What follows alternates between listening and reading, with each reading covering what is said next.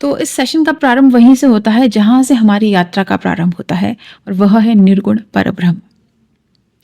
हमारा जो प्रारंभ था, जहाँ से हमारी यात्रा शुरू हुई, तब हम निर्गुण परब्रह्म का कोई हिस्सा थे, जहाँ पर कॉन्शियसनेस, जो प्योर कॉन्शियसनेस और प्योर मैटर था, वो अलग अलग नहीं था, वह एक स्वरूप था।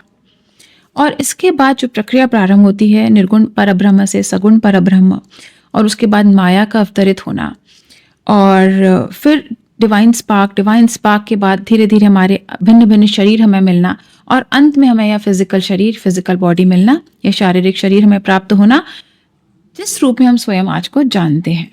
तो ये प्रक्रिया वहां से प्रारंभ होकर यहाँ तक आती है।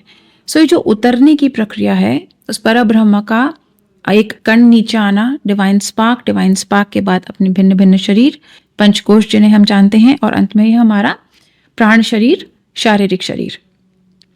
यहाँ तक आने की प्रक्रिया इन्वॉल्यूशन कहलाती है, इन्वॉल्व होना। जब हम इन्वॉल्व हो रहे हैं इस दुनियादारी में, इन भिन्न भिन्न शरीरों में, दैट इज इन्वॉल्यूशन।